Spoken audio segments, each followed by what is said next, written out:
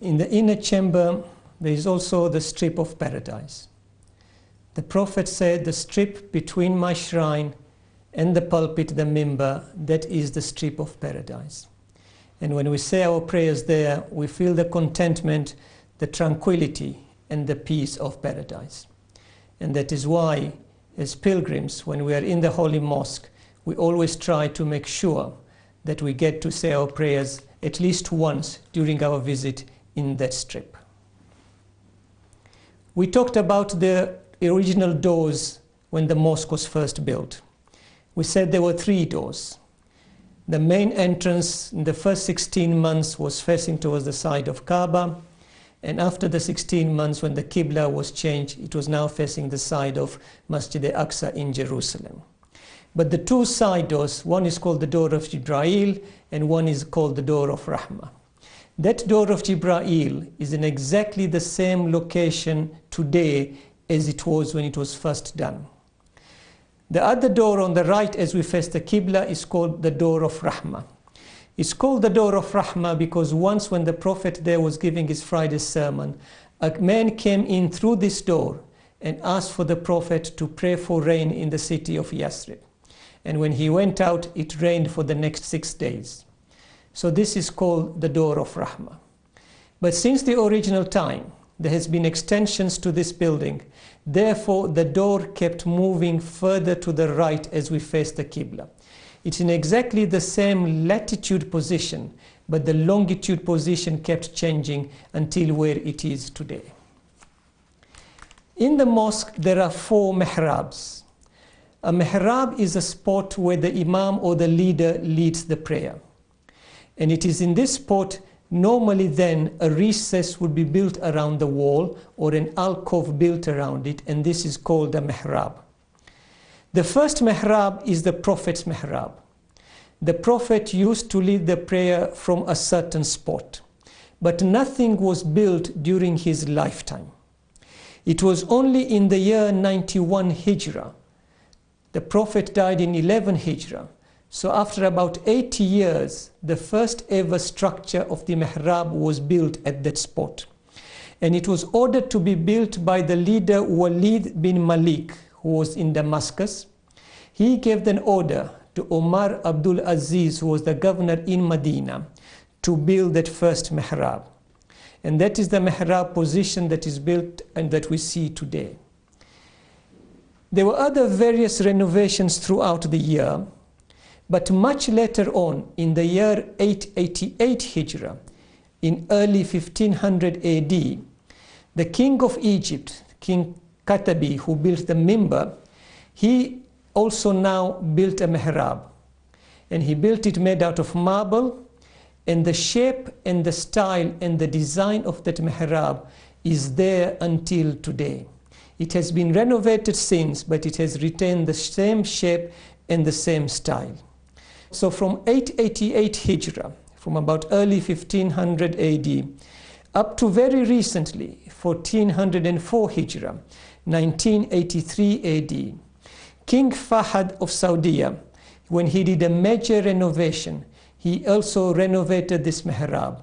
But the style, the design, and the shape is the same as it was from the time of King Katabi in 888 Hijrah. This mihrab is placed in such a way so as to preserve the sanctity of where the Prophet used to go into sujood. So when he used to go into prostration, the exact position where his head would touch the ground, that spot is covered by the wall. So even today, if we were to pray in that mihrab, where we would be putting our head would be where the Prophet's feet would be. This is to keep the sanctity of the Prophet's position. The second mihrab is called the mihrab of tahajjud. This mihrab we do not see. During the time of the Prophet, as we said, he used to recite the namaz tahajjud behind the room of Lady Fatima.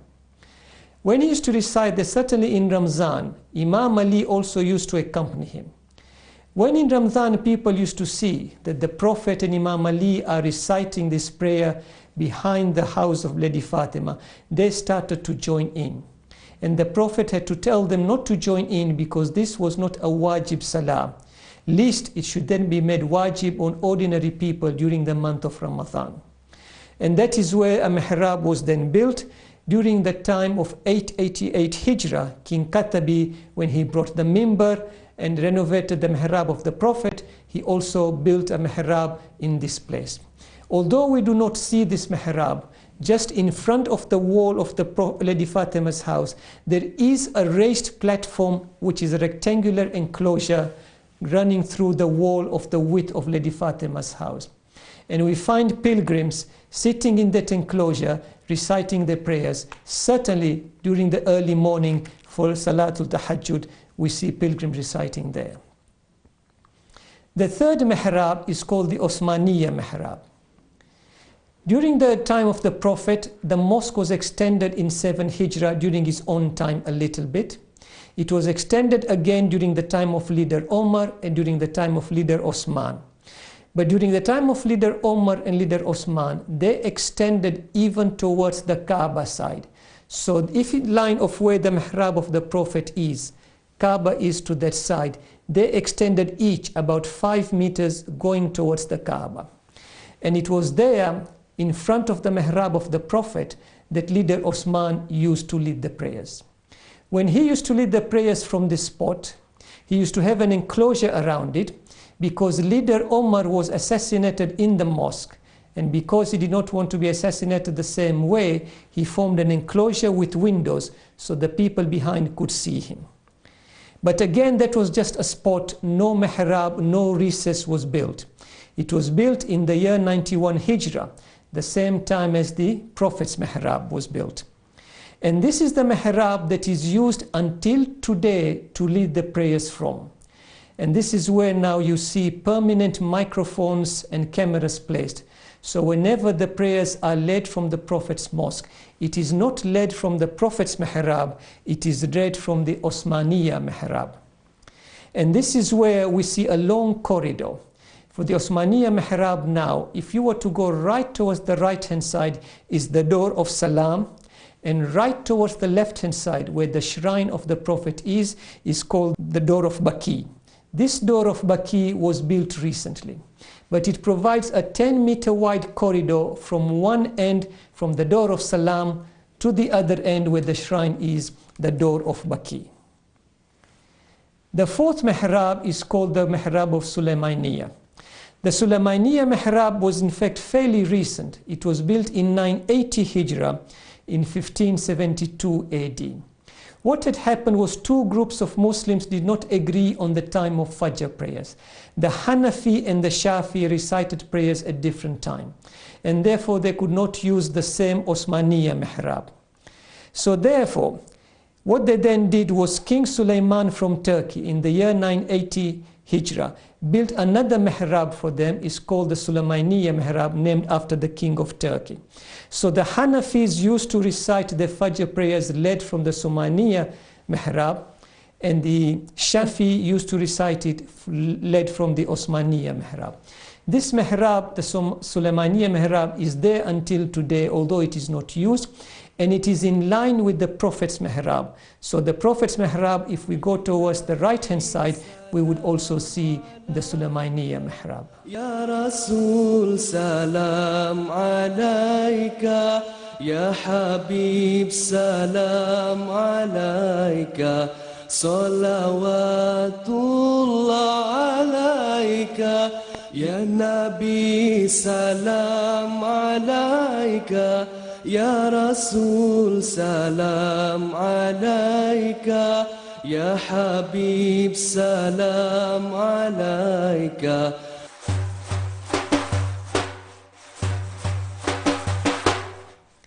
Let us now take an overview of the various extensions that occurred since the time of the Prophet. There are 13 renovations and extensions recorded. The original mosque that was built by the Prophet was 34 meters by 29 meters, rectangular in shape, and 2.5 meters in height. The first extension actually occurred during the time of the Prophet himself in the year 7 Hijrah. The rectangle was expanded a bit and the height was increased by a meter to 3.5 meters. There were then extensions, the second extension during the time of leader Omar, the third extension during the time of leader Osman. But a major extension occurred, the fourth extension occurred in the year 88 Hijrah. And this was ordered by leader Walid Malik from Damascus, and the governor in Medina was Umar Abdul Aziz. And the first major extension occurred at this time. Also at this time, the rooms of the wives of the Prophet, which until this time was outside the mosque area, were now included in the mosque area itself. Because by this time, 88 Hijrah, all the wives of the Prophet had died, and these rooms were now empty, and they were brought into the compound of the mosque. It was also at this time in 88 Hijrah that the first 4 minarets were now built on the mosque itself. Each of those was about 28 meters high. There was then a fifth extension, but a major extension occurred in the year 680 Hijrah. There was a fire in the year 654 Hijrah, corresponding to 1256 AD. And this fire, it destroyed the whole mosque, so it had to be built again from scratch. Although the pillar positions, the mihrab positions, the mimbar positions were all put in the same place. And this was overseen from by the king in Egypt called King Kalawun. And it was King Kalawun now, in the year 680 Hijrah, built the dome as we see today over the shrine of the Prophet. So it is the same shape, the same design that we see today. But the cover was made out of molten lead, so at the time it was brown in color. There was then a seventh minor extension, but again there was a second fire 200 years on after the first fire. And this occurred in the year therefore 886 Hijrah, where the 8th extension was now done. Again, it was overseen by the king from Egypt, but this time it was King Qaitabe. And he made sure the whole renovation of the mosque was done again to make sure the same locations, the pillar locations, the mihrab and the mimbar were in also the same position. There was a minor extension, the 9th extension, during the time of the Turkish king called King Sultan Suleiman. And this was done in the year 974 Hijrah, corresponding to 1567 AD. The major difference he did apart from the renovation was that he now changed the color of the dome from brown to green. And that is the color that has remained until today. Naturally, it is repainted and renovated over time, but the shape and design and the color has remained exactly the same. There was then a 10th minor renovation. However, in the year 1265 Hijrah, corresponding to 1849 AD, there was a big major renovation called the 11th extension. And this was done by the Turkish king called Sultan Abdul Majid. And the extension was so massive, it was so big, it took 12 years to complete. After that, the next major extension, called the 12th major extension, was fairly recent. It was in 1372 Hijrah, 1952 AD. By this time, the Saudi are now in power. We have the Kingdom of Saudi as we see it today. And King Abdul Aziz ordered what is called the first Saudi expansion. So there was then an expansion from the last one, from the Turkish expansion. We now had the first Saudi expansion. In time, the pilgrims were increasing in numbers and the capacity was not enough. So during the time of his son, in what is called the second Saudi expansion, during the time of King Fahd bin Abdul Aziz, which occurred in the year 1405 Hijrah, 1984 AD. This was a massive second expansion of the Saudi, and that is the expansion more or less to what it is today. So from the original time when the Prophet built up to the 13th expansion of the Saudi second expansion, the mosque area has increased 80 times its original area. Today, in full capacity, using the ground floor and the roof, the mosque can take comfortably 1 million pilgrims. It's a wonderful, majestic architectural design. If we look at the mosque, if you get the overall picture from the aerial side, you will see there are 27 moving domes. These domes are thermostatically, hydro and computer controlled, so that whenever the temperature rises above a certain point in the inner mosque inside, these domes would automatically open. And though normally they would open in early evening, stay open at night until early morning. And when the sun starts rising and falls onto the courtyard, they would then close. But the beauty about these particular domes is because they are thermostatically controlled, they are also very, very quiet. Because one of the protocol of the Prophet's mosque is there should be no noise heard. And if you get a chance, go to the roof during your visit in Medina. In the early evening or early morning, you will see these domes opening and closing. And it's a wonderful sight. The mosque as we see today, because of the Turkish expansion and the first Saudi expansion, there is an open courtyard between these two. And there are 2 open courtyards. Each open courtyard has got 6 folding umbrellas. So in total, there are 12 umbrellas in the courtyard of the mosque. Again, these umbrellas are used during the time of the day when the heat is strongest. They would open up and shelter the mosque. During the evenings and at night, the umbrella will fall down so there is fresh air coming through. Again, these are computer controlled and thermostatically controlled. And whenever there is a drop of rain coming through, the computers would pick them up and the umbrellas would open.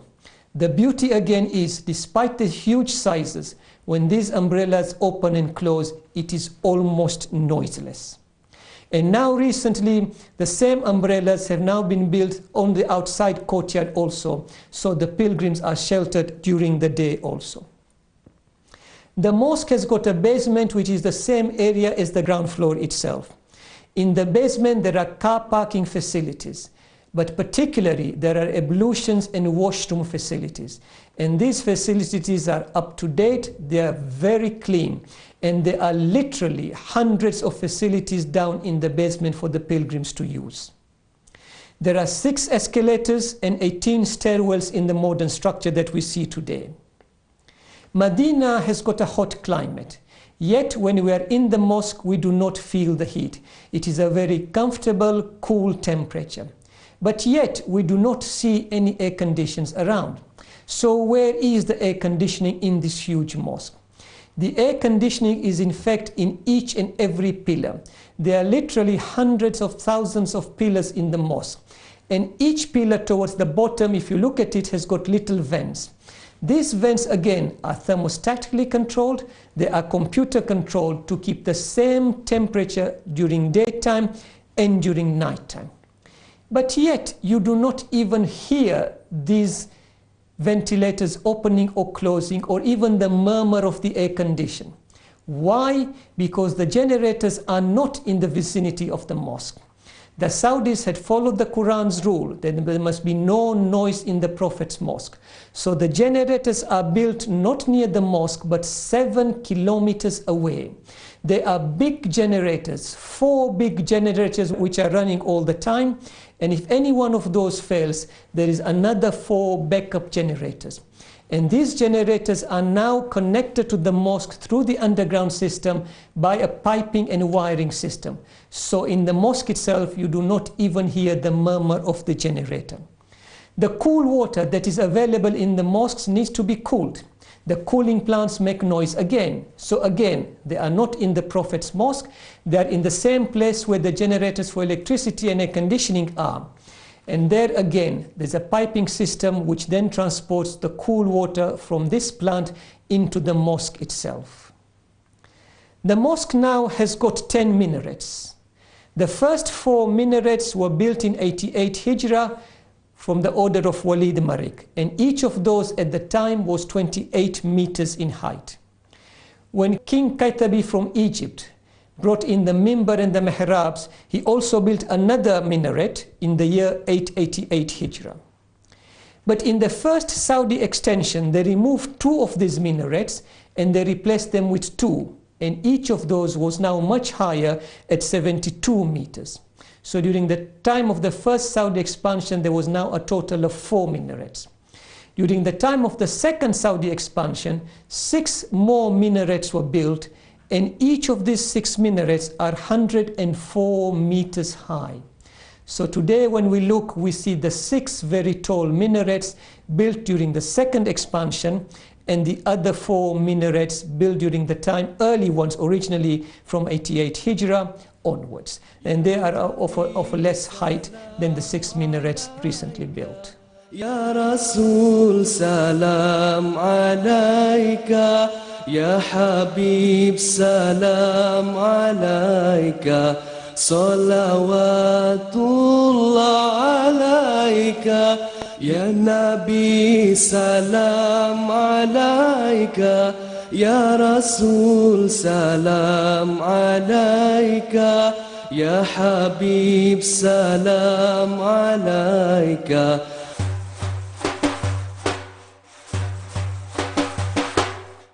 The body of the Holy Prophet, which is in the shrine of the inner chamber itself. There were attempts made to try and take away the body to other countries, principally Egypt and Syria. The first attempt was made around 386 Hijrah. At that time, the king in Egypt was called Hakim bi Amrillah. And he wanted to take the body from Medina to Egypt. But he was foiled before even the plan got underway. However, 25 years on, he had learnt another way of doing it. So this time he sent his people to go and live around the Prophet's mosque and to mix with the local people. And what these people then did was they started to dig a tunnel from their houses into the Prophet's shrine to try and steal the body. The tunnel was dug, and as they were trying to get through into the tunnel to the shrine, they were caught and the plan was foiled. There was the third attempt 150 years on, around 557 Hijrah. This time is by the Christians from Morocco. They also built a tunnel. But this time now, the king from Egypt, King Zanki, the one who built the platform in the inner chamber, when he got the news that people are trying to dig around the tunnel, he gave an order that a trench be dug around the Prophet's grave, and it was then filled with molten lead, which is a metallic material, so people then could not dig around the Prophet's shrine. So when these Christians from Morocco tried to do it, they were foiled again. Another attempt was done 20 years on, 578 Hijrah, by the Syrian Christians. Again, they tried to dig through, but their plan was foiled. And the last attempt was done even one further after that, but Tabari could not get an exact year in which this was done. But certainly there was an attempt by the Syrians, and this time people were caught not only with equipment to dig ground, but also with torches to try and burn the metal around it. But again, this plan was foiled. So that overall gives an overview of Medina and the mosque and the inner chamber and the courtyard of the Mosque of Medina. والسلام عليكم ورحمة الله وبركاته.